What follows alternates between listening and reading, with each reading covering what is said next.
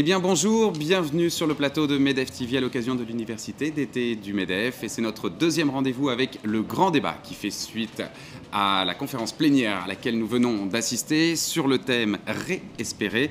4 de ces participants nous ont fait l'honneur de venir nous rejoindre tout de suite après sur ce plateau. Je vous les présente tout de suite. Mona Makram-Ebeid, bonjour. Bonjour. Alors vous êtes professeur de sciences politiques à l'université américaine du Caire, ancienne députée et extrêmement active sur la nouvelle scène politique égyptienne depuis la Révolution.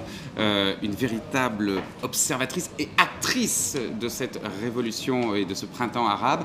On va revenir justement sur ce nouvel espoir avec vous. Nous avons de l'autre côté Marie-Christine Saragos, bonjour. Bonjour. Alors vous êtes la directrice générale de TV5 Monde. Vous représentez ici, on peut le dire, les médias.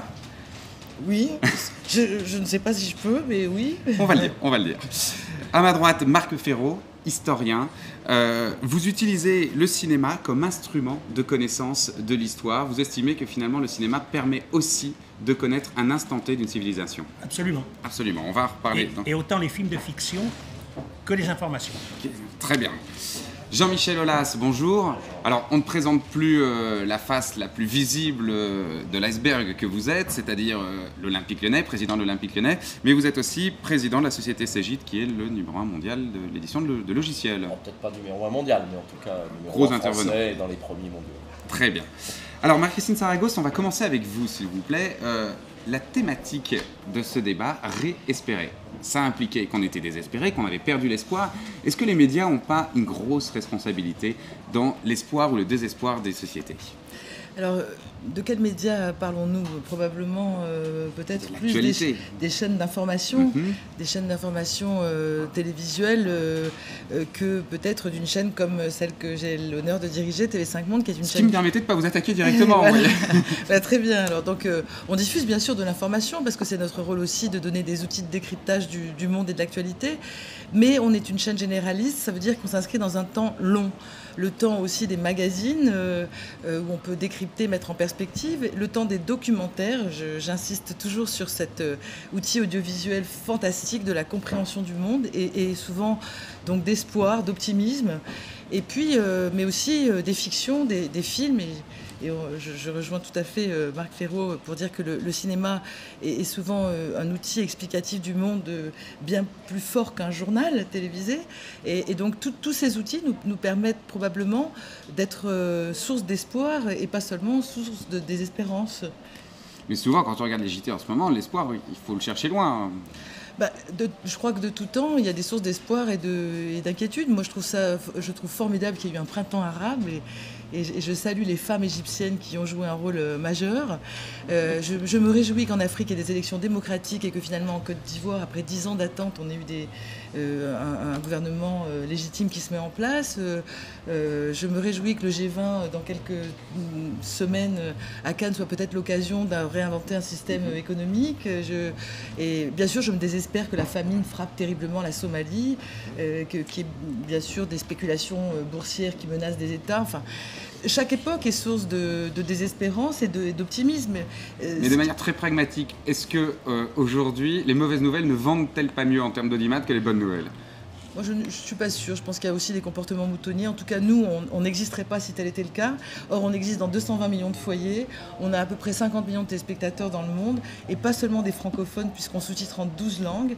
Et moi, je suis surprise d'aller en Corée, d'aller au Vietnam, d'aller au Japon et de rencontrer des gens qui ont envie d'entendre parler français, qui ont envie d'accéder, grâce au sous-titrage, à ce qu'on raconte. Je suis plutôt... je considère... Non, les téléspectateurs que je vois, ils ont envie de vivre pleinement leur vie. Peut-être donc tout simplement d'être heureux. Marc Ferraud, justement, le cinéma et la fiction aujourd'hui, est-ce que vous, quand on fait de l'histoire contemporaine, est-ce qu'on a l'impression que c'est plutôt un message positif, un message d'espoir que nous amène le cinéma mondial aujourd'hui ? Le cinéma nous montre la société sous tous ses aspects avec ses conflits. Par exemple, les séries américaines et allemandes nous montrent très bien comment fonctionne la justice dans 2 pays. Et on le sait mieux grâce à elles que comment ça fonctionne chez nous, par exemple. Et pour parler du Moyen-Orient, puisqu'il en était question, et de l'espoir que les révolutions arabes suscitent en nous, il n'y a pas de doute que les images nous apprennent beaucoup de choses. Moi, je regardais comment il y avait de jeunes et de femmes dans chaque manifestation, et c'était une indication du futur des révoltes arabes. Il y en avait peu au Yémen, et il y en avait un petit peu plus en Bahreïn, beaucoup plus en Égypte et comme en Tunisie. Et déjà ça, c'était un signe, si je puis dire, de ce qui peut se produire dans les rapports de force. Par conséquent, les images nous apportent énormément, à condition de ne pas se laisser, bien sûr, trop happer. Alors justement, Madame Makram Ebed, sur cette révolution arabe, est-ce que vous pensez qu'il a fallu arriver à un niveau de désespoir pour se remettre à espérer et pour qu'il y ait une réaction? Oui, mais une réaction tout à fait inattendue, qui était extraordinaire et qui était menée par les jeunes. Et donc c'est ça tout l'espoir de l'avenir, c'est qu'aujourd'hui les jeunes sont en première ligne et que c'est eux finalement qui mènent le jeu. Bien qu'ils étaient brimés dernièrement, mais aujourd'hui nous avons toute une jeunesse qui est sur l'ordinateur, enfin tout ça, tous les derniers moyens technologiques qu'il emploie à merveille et qui aujourd'hui donnent espoir justement à leurs héritiers. Et c'est ce qui fait avec un pays aussi peuplé que le nôtre, l'Égypte, c'est-à-dire 85 millions d'habitants, ça donne beaucoup d'espoir pour l'avenir. On n'a jamais entendu parler des jeunes avant ça. C'est la première fois. C'est vrai qu'on ne les entendait pas. Jamais. Et c'est la première fois, même nous. C'est comme une cocotte minute, quand on les compresse, au bout d'un moment, ça explose. Justement, et ça explose d'une manière positive, parce qu'ils n'étaient pas violents, ils demandaient leur liberté, ils demandaient d'être là. Ils demandaient qu'on compte avec eux, ils demandaient justement justice, égalité et du pain. Et qu'est-ce qu'il faut faire pour que cet espoir perdure? Parce que c'est bien joli l'espoir, mais maintenant il faut qu'il reste. Ben, il faut que les jeunes aujourd'hui s'engagent dans les partis politiques. C'est eux qui donneront cette nouvel essor de jeunesse dont on a besoin, des partis politiques qui finalement sont obsolètes aujourd'hui, parce qu'ils n'avaient pas d'envergure politique, étant donné que le système ne le permettait pas. Donc aujourd'hui, la venue des jeunes donne beaucoup d'espoir pour l'avenir. Et j'espère qu'ils vont se joindre. Nous avons des élections très bientôt, d'ici 2 mois. Et j'espère que les jeunes se joindront en masse. Parce que c'est eux, aujourd'hui, qui sont l'espoir. Et comme vous le savez, l'Égypte est un pays moteur, un pays tout à fait central. Donc ce qui se passe en Égypte a ses répercussions dans tous les autres pays du monde arabe. Parfait. Alors, Jean-Michel Aulas, Marie-Christine Saragosse a dû s'absenter malheureusement. Jean-Michel Aulas, l'espoir, redonner espoir, c'est quelque chose que vous connaissez. Quand on dirige un club de foot qui a été au sommet, il y a toujours un moment où ça redescend un petit peu. Comment est-ce qu'on gère l'espoir? Comment est-ce que les fans ont une tendance à très vite désespérer? Est-ce qu'il y a une stratégie de l'espoir? Je pense déjà qu'il ne faut pas parler de réespoir, de réespérer. Il faut persister dans l'espoir, même si à un moment donné, les choses sont plus difficiles. Et ce qu'il y a de difficile dans cette hyper-médiatisation du football, c'est qu'on est dans des dimensions de médiatisation, d'intérêts qui sont immenses. Et si on veut faire en sorte d'être toujours en haut, il y a un risque dans la relativité des performances qui accroît cette appréciation d'un certain nombre de supporters.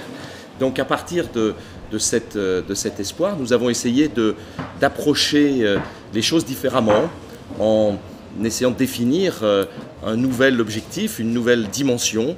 D'une part sur la jeunesse, on retrouve la thématique de ce que l'on a évoqué, en essayant d'être des premiers aussi chez les jeunes, avec des centres de formation hyper performants. Être premier aussi dans tout ce qui est football féminin. L'équipe est devenue pour la première fois en France championne d'Europe. La femme a été le sauveur. C'est plus l'espoir de l'homme, c'est le sauveur du club et de l'homme. Et puis troisième dimension qui est un peu paradoxale dans le football, c'est de mettre l'éthique au premier rang de nos préoccupations. pour justement faire en sorte de pondérer cette appréciation des fans très exigeants sur le plan de la performance sportive. Et tout ceci, et ça fait partie de l'éthique, dans un environnement économique qui tienne compte de l'investissement, en construisant un stade, en faisant en sorte d'avoir des règles économiques qui soient les règles qui n'engendrent pas que la passion, mais aussi un peu de respect et d'observation. Alors Marc Fesneau, pour terminer peut-être avec vous, l'espoir, est-ce qu'aujourd'hui le cinéma, vous le dites, vous nous expliquez que c'était un très bon reflet d'une société, est-ce que l'on peut deviner ce qui va arriver avec le cinéma? Est-ce que ça peut donner des indicateurs sur l'avenir? Est-ce que par exemple les révolutions, on pouvait voir des choses qui allaient les annoncer dans le cinéma? Bien sûr, le cinéma est prophétique. Ce sont les films iraniens qui ont annoncé la révolution iranienne en 1979. Et il y a bien d'autres exemples qui nous montrent que les artistes ont un flair qui leur permet de prévoir l'avenir. Ce sont des cinéastes journalistes qui ont prévu l'attaque sur Pearl Harbor, dont personne n'a voulu entendre parler à l'époque. Donc le cinéma nous apporte beaucoup. Mais ce qui nous apporte beaucoup, il faut parler du MENEF une minute s'il vous plaît, oui. C'est le fait qu'aujourd'hui, il y avait des gens de tellement de catégories sociales différentes que s'il n'y a pas eu vraiment de dialogue, c'est parce que c'est impossible, il y a quand même eu l'écoute de regards très différents sur la société. Et ça, c'est très important. Et c'est ce qui ne se fait pas assez en France, où chaque catégorie sociale vit en vase clos. Et puis, on a bien vu que malgré tout, il y a des possibilités d'espérance, parce que la gouvernance mondiale fait de petits progrès, alors qu'avant, elle avait reculé très fort. Et ça, c'est, je crois, un grand motif d'espérance aussi. Eh bien, c'est sur ce message d'espérance qu'on va se quitter. Je vous remercie à tous les quatre d'être venus avec nous sur ce plateau. On se retrouve très prochainement pour un nouveau grand débat. Au revoir.